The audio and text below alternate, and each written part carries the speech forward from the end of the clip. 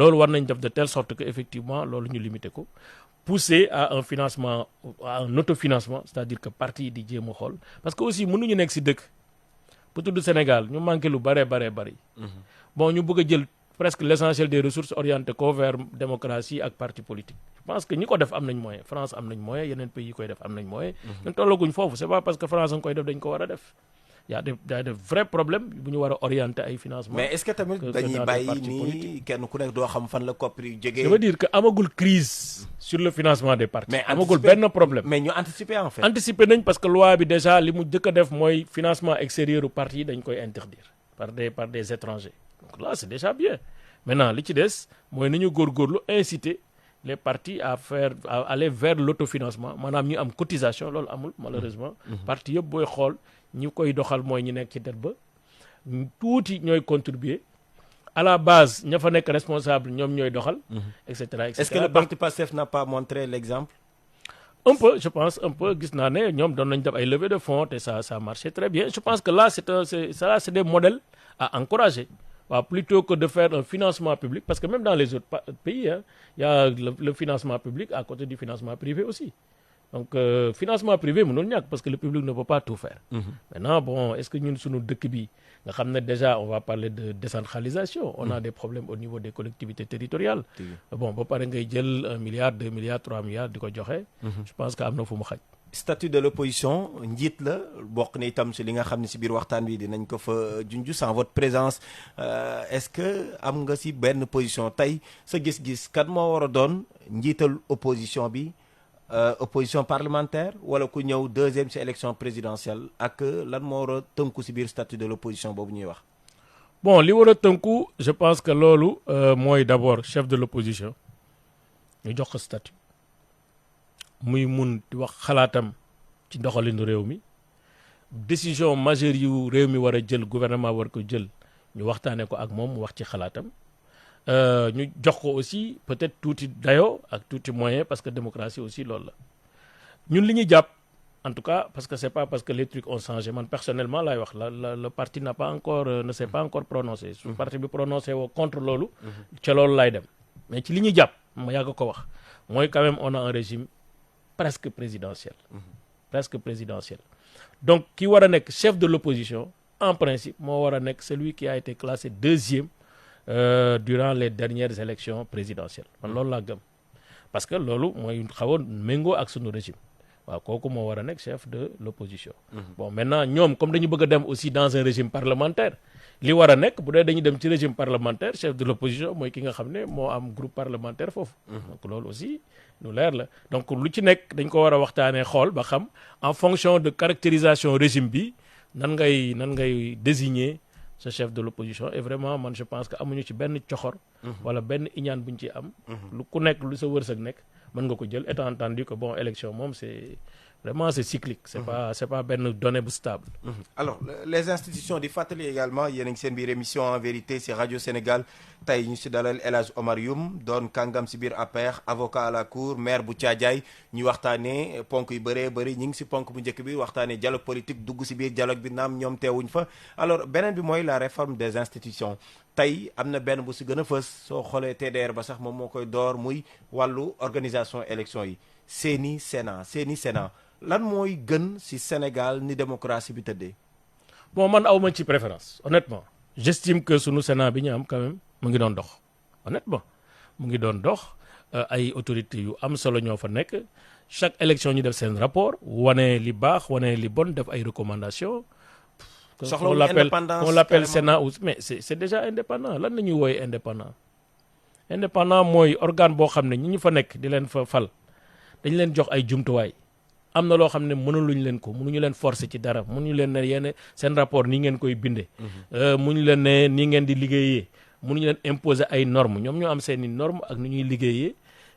di liggéey ak justice bi de manière vraiment libre. di liggéey ak administration électorale bi en bonne intelligence. Moi j'ai jamais vu un incident majeur ci liggéeyu Sénat bu war a jar ñu war a réformer Sénat réformer pour réformer aussi amul sens. nit ñi dañuy réformer parce que y a des dysfonctionnements y a des problèmes y a des crises ñu changer ko pour réformer mais si c'est pour changer justement de nom bon ça n'a pas de sens parce que di nga gis lu ñu tuddee CENI mais ay CENI lañ fi gis yoo xam ne ñoom ñooy programmer ay résultats dem ci ginnaaw dindiwaat ko et cetera donc c'est pas les institutions en tant que telles parce que texte yi plus ou moins entre Sénat CENI boo koy lire c'est plus ou moins la même chose. donc c'est omis la li ci am changement ci nit ñi la les gens bu ñu leen togee ci poste nañu fàtte ki leen fal xool seen diggante ak seen boroom d'abord xool seen diggante ak sénégalais yi et puis xam ne avant ñu leen defal dañu nekkoon leneen. et puis fal bi c'est pas une fin en soi. ñu liggéey pour Sénégal liggéey pour dëkk bi liggéey pour askan bi. alors l'autre question également concernant le dialogue ba tey si wàllu yoon sax lay jege muy conseil constitutionnel tey débat bi la gën a am solo si waxtaan wi tam ñu ngi ko fay wax mooy président également waxoon na bëgg-bëggam si lu ni mel seen biir programme Diomaye président également waxoon nañ ko mooy jóge si conseil constitutionnel dem si cour constitutionnel cette fois-ci lan moo si sa gis-gis ak lan moo gën également Sénégal. mën naa li gën mooy li nga xam ne xam nañ ko. bu ñuy permettre ñuy fonctionner ba fii sans grosse difficulté. gis nga ñu bari ñu ngi wax conseil constitutionnel cour constitutionnel. des fois du ñu xam sax lan mooy différence bi dañuy yóbbaale nii rek. waaw lan mooy différence bi. voilà amul différence bu majeure. en réalité différence fi muy am mooy contenu bi tey sunu conseil constitutionnel dañ koy yemale ci. presque booy xool vérifier la conformité des lois avec la constitution foofu lañ ko xaw a yemale mun nañ ko étendre mun nañ ko jox d'autres compétences tout en maintenant le terme de conseil constitutionnel France conseil constitutionnel lañ am dafay dox bu baax donc nga wax ko cour am na ay cours yoo xam ne fonctionné wuñu dañuy cour constitutionnel mais nekkuñu cour boo waxee cour constitutionnel aussi peut-être que di nga changer nomenclature judiciaire bi peut-être que impact bi foofu lay nekk parce que boo xasee ne cour constitutionnelle mooy finalement cour boobu mooy superviser kon tout ce qui est donc les appellations en droit ont des caractéristiques ont des impacts ci li nga bëgg a def bu dee dañu bëgg a maintenir notre organisation judiciaire am conseil constitutionnel d'un côté les cours et tribunaux de l'autre avec la cour suprême et puis et cetera donc les cours et tribunaux boobu da ngay xam ne conseil constitutionnel moo fa en place bu dee da nga bëgg am cour constitutionnelle mu nekkati mu amati beneen dayo mais bu boobaa aussi di nga defaat yeneen réforme secondaire donc moo tax pour man li ma gëm mooy tant que li nga bëgg a réformer amoo ci insatisfaction majeure l'organisation judiciaire fonctionne sans problème amul dara lu ñuy yokk ci biir parce que même boo ko tuddee conseil constitutionnel mën nga élargir ay compétences am voilà donc man pour man vraiment gisuma njeexital bu am solo entre la différence conseil constitutionnel cour constitutionnelle alors sauf que peut-être yokk tuuti ci compétence yi mais sinon gisuma njariñ bi en tout cas beneen réforme peut-être foofu la ñuy jeexalee si li nga xam moom mooy ponk yi ma bëggoon am sa gis-gis si biir dialogue bi moom mooy wàññi doole président de la république yokk bu premier ministre wala boog Sénégal am li nga xam moo di vice-président parce que bokkoon na également si ponk yi nga xam ni toxoñoon nañ ko si programme bu taxoon ñu fal le président de la république Bassirou Diomaye Diakhar Faye man li ma waxoon président Macky rek bi ñuy waxtaan ci dafay supprimer premier ministre wala da koy maintenir j'ai dit c'est votre collaborateur principal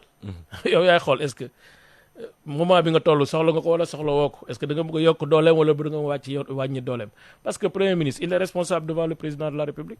président moom mooy xool en vertu de ses pouvoirs constitutionnels est-ce que daf koy yokkal est-ce que daf koy wàññil est-ce que daf koy loolu président la moom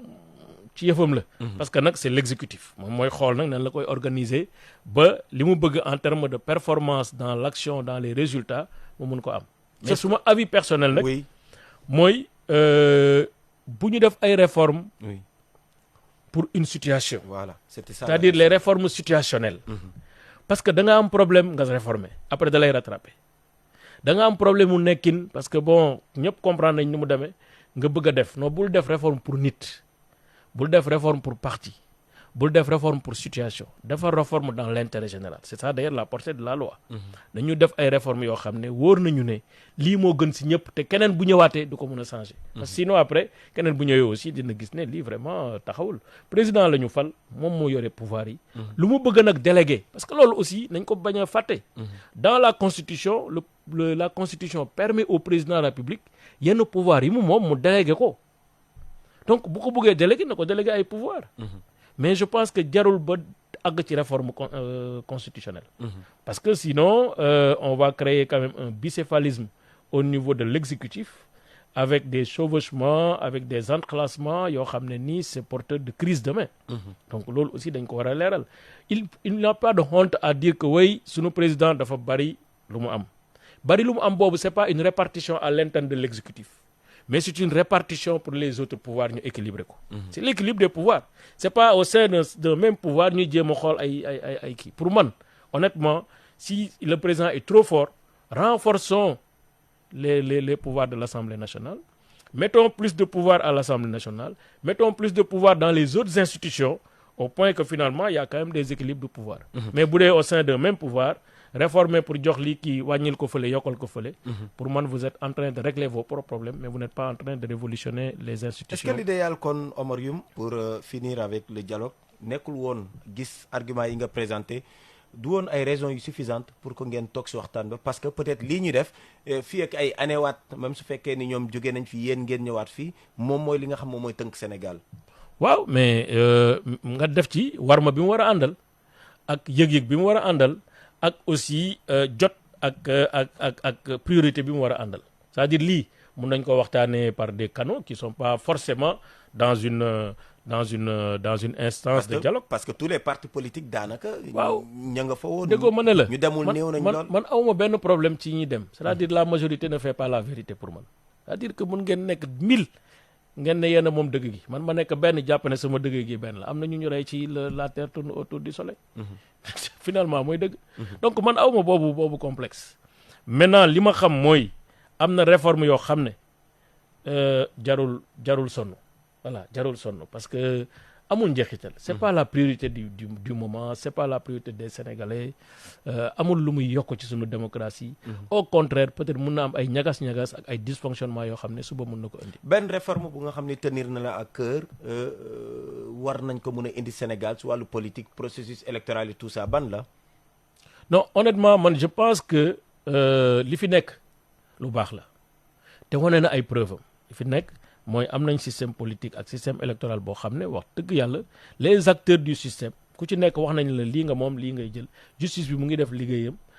presse bi mu ngi def liggéeyam CNRA mu ngi def liggéeyam Sénat mu ngi def liggéeyam ministère de l'Intérieur ci li ñu ko jox à travers la direction des élections mu ngi def liggéey. Pourtant le président de la République nee na code consensuel de 92 taxul li xewoon 93 am taxul woon lu xewoon également 2011 am taxul woon également lu xew diggante 2021 ba 2024 am. Mais ça c'est pas les institutions ce sont les hommes. Institutions yi de nit ñi nekk ci bopp nguur gi moo commencé par nguur mu xam ne nguur dafay nekk ci say loxo di jeex kële xam ne nguur aussi ki nekk opposition nguur dafay nekk ci sama loxo. mu mën a jaar sama loxo mu am ko ci teggin mu am ko ci sutura mu am ko ci respecter les valeurs de notre république loolu suñ ko amee ñun du ñu am benn problème mais à chaque fois qu'il y a eu des tensions c'est les hommes qui ont amené les tensions c'est pas les institutions c'est pas la marche des institutions. Les hommes qui incarnent le pouvoir. C'est des malentendus entre les hommes qui incarnent le pouvoir l'opposition les acteurs mais nekkul loo xam ne ci texte yi la preuve 92 ba léegi sans changement majeur ci code électoral bi amul en termes d'orientation en termes de principe. amul maintenant bon dina am ay changements yu ñu ay parrainage et cetera yu ñu dugal yu ñu génnee yu ñu yokk voilà donc il y a pas de changement majeur. Donc moo tax tey ba léegi on est gouverné sous le code de 92 moo tax waxtaan am solo consensus am solo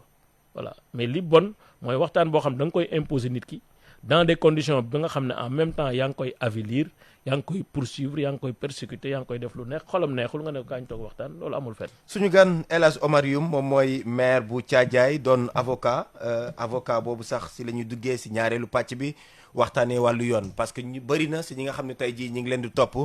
gis nañ la si biir dossier bi dossier yooyu d'abord noo si duggee dañ la si woo wala c'est parce que c'est le parti nga jël décision responsabilité dugg si biir dossier yooyu. dossier yooyu dañ ma ciy woo. am na ñoo xam ne gisuñu ma ci seen ginnaaw parce que woowoo ma ci man avocat laa boo xam ne soo ma consulté wul du ma dem di dugg ci dossier parce que simplement dama bëgg am buzz wala yooyu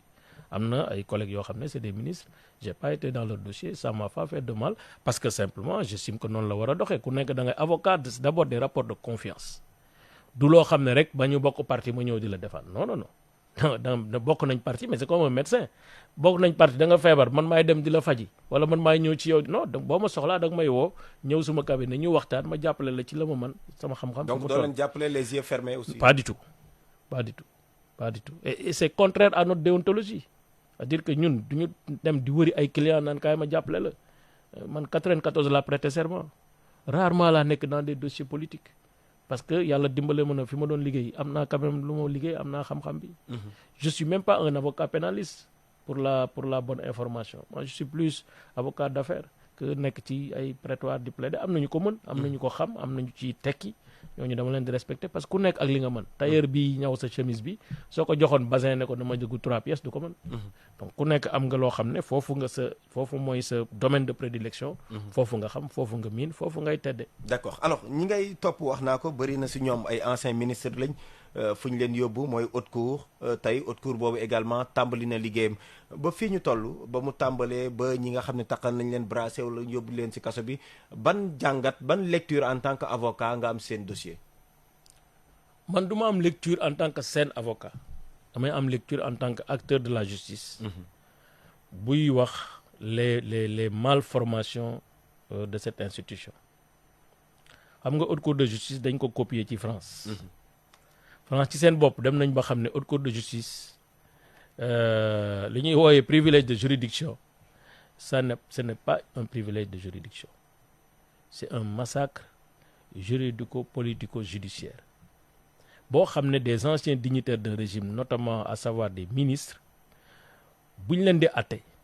mais vraiment c'est une instance arbitraire c'est pas une instance arbitrale c'est pas une instance judiciaire mais c'est une procédure politico-juridico-judiciaire. Assemblée nationale, dont la mission essentielle est de légiférer, représentant du peuple, moom mooy jël ay résolutions. Une assemblée nationale que tout le monde peut connaître, qui a une coloration politique massive,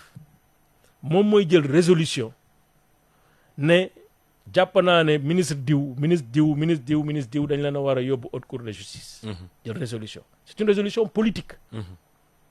ñi nekk assemblée nationale 165 députés boo xoolee ñi ci xam lan mooy droit lan mooy infraction bii lan mooy nangam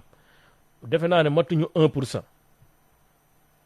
mosu ñoo dugg procès xamuñu lan mooy code pénal xamuñu infraction ya fa nekk. ñoom politique la ñuy def boo liiree seen acte de résolution di nga xam ne lii. c'est pas du droit c'est de la littérature politique. ñooñu ñoom ñooy jël ministre yóbbu ko ci commission d'instruction bi këyit bi ñuy am mais mooy këyit bi jóge assemblée nationale amul leneen. ça veut dire quoi potentiellement tous les anciens ministres face à une assemblée nationale qui a changé de bord sont susceptibles demain de répondre devant la haute cour de justice parce que résolution boobu moom mooy lier la commission d'instruction. Commission d'instruction bi heureusement c'est une commission d'instruction composée de magistrats jàpp naa incha allah bu ñu defee li nga xam ne mooy liggéey bi jaadu ci dossier ministre yi dañuy def non-lieu. Pourquoi? Parce que mais dossiers yi dañu vide dossier y a absolument rien dama ne la commission résolution assemblée lañu andi résolution boobu accompagné wuñu ko sax ak rapport Cour des comptes donc dara nekkul ci dossier à part la résolution. waaw yaakaar nga ne yow ci yoon bu tegu ci yoon dama lay jël yow tuumaal la man assemblée nationale tuumaal la ba pare après mu jëlaa atte c'est-à-dire je suis au début et à la fin maa lay accuser maa lay atte loolu amul sens. mais nangu nga au moins ak man que ni haute cour du lu bees ci Sénégal. du lu Pastef indi non du lu bees. moo tax ma ne la fukki at ak ñaari ngeen nekk su réew mi également. mi ngi fi woon moo tax ma ne la c'est un vestige de la monarchie républicaine. haute cour de justice moom France bi ñu ko jëlee xam nga France lan la def dafa def réforme en 93 mu ne léegi haute cour de justice wax dëgg instance politique la président de la république rek lañ fay atte rek te bu ñu koy atte duñ ko atte ci ay faute pénale duñ ko àtte ci ay sanctions judiciaires dañuy considérer le président a commis une faute politique manquement manifestement incompatible à ses devoirs en tant que mandataire du président de la République ñu ne ko yow dañ lay àtte foofu bu ñu la àttee destitution la sanction bi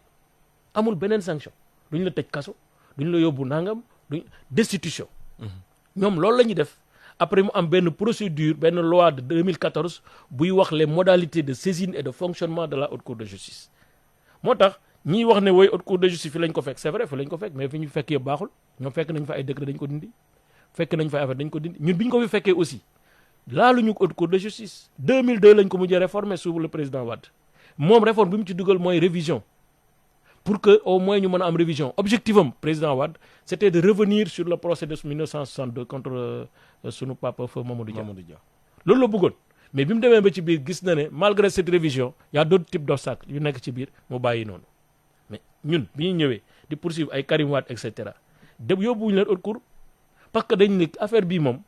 wax dëgg yàlla amul benn garantie d'une justice sérieuse et sincère d'une justice aux normes internationales moo tax ñu ne je pense c'était bien de les amener devant la CREI au moins foofu am na pourvoi en cassation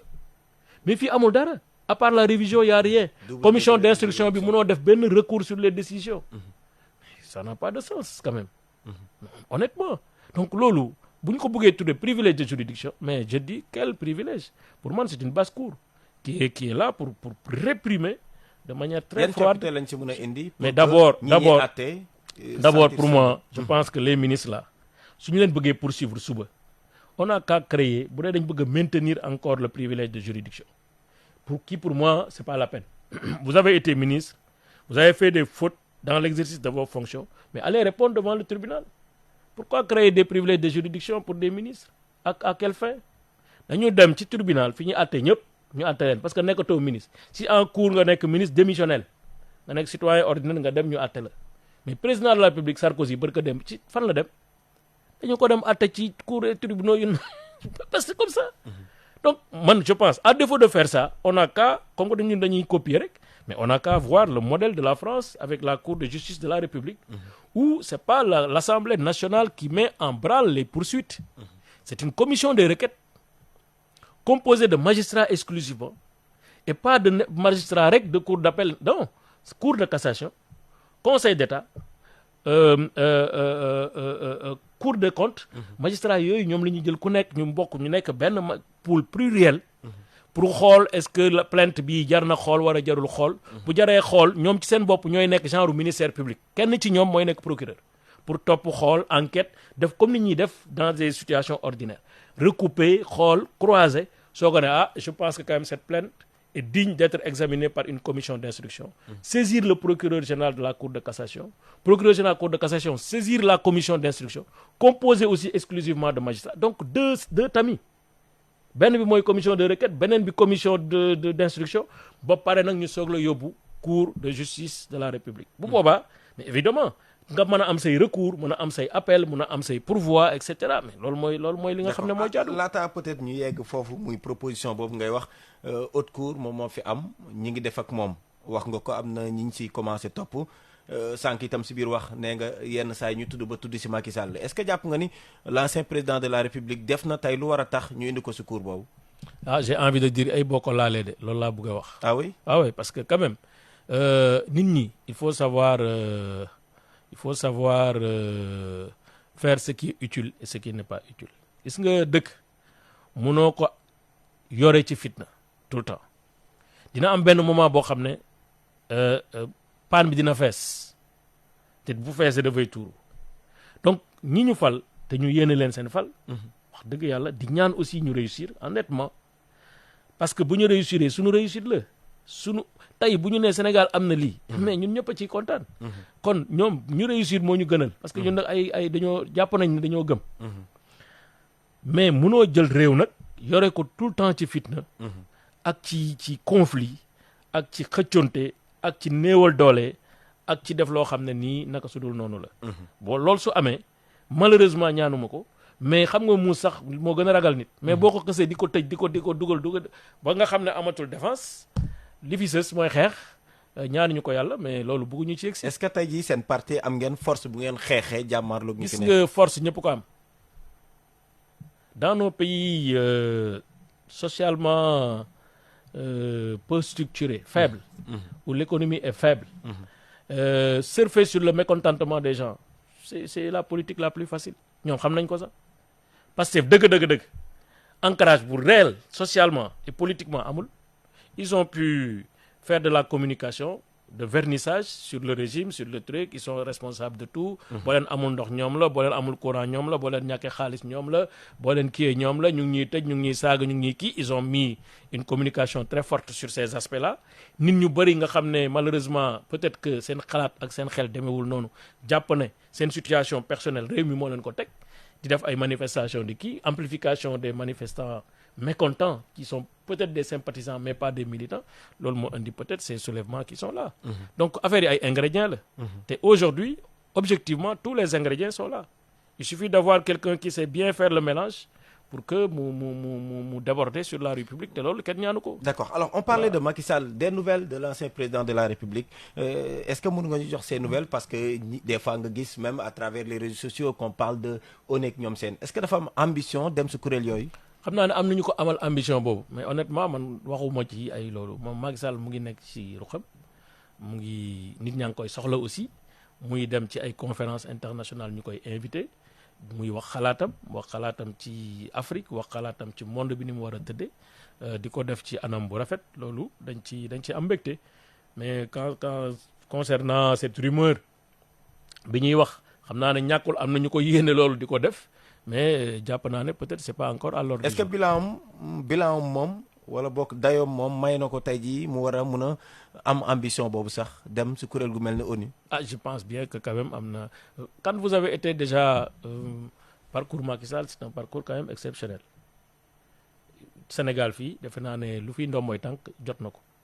nekk na fi directeur général nekk fi maire nekk fi député nekk fi président assemblée nationale nekk ministre plusieurs fois premier ministre.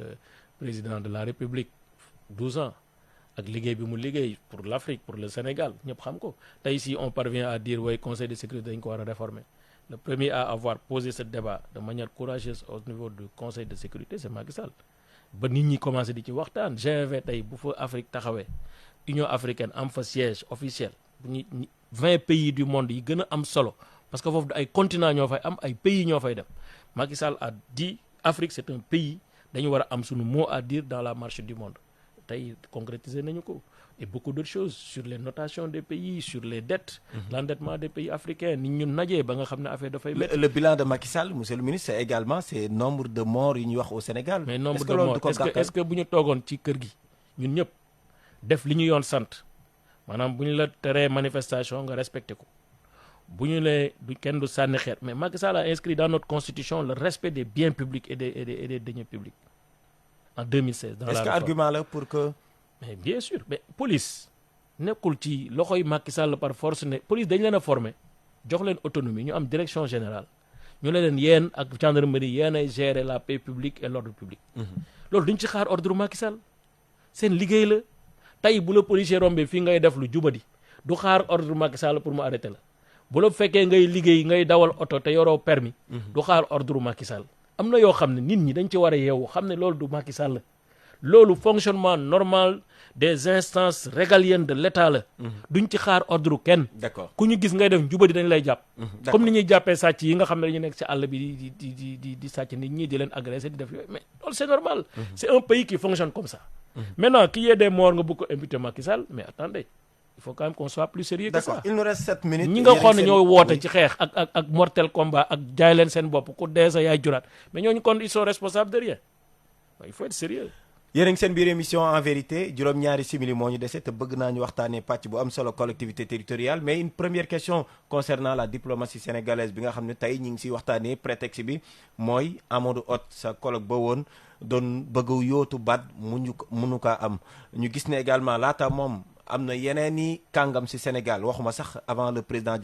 Bassirou Diomaye di ñëw Abdoulaye Bathily Eva Marie Coll Seck yooyu noonu yëpp tey ban enseignement lañ ci war a mën a tirer. bon enseignement bu njëkk bi mooy quand même wala constat bu njëkk bi mooy c'est vrai que Sénégal dañuy yàgg nag di nekk ci instance internationale yi sunu mag ñi ak sunu système éducatif bi ak aussi sunuy jaar-jaar ak sunu tolluwaay démocratie mayoon nañu lu bari ci loolu mooy xool sénégalais yu bari ci instance yi gën a élevé ci monde bi ba ci ONU ay deuxième personnalité de l'ONU ay sénégalais incarné nañ ko parce que d'abord sunu éducation je pense ñu delloo njukkal suñu enseignants yu njëkk yi surtout ak ñi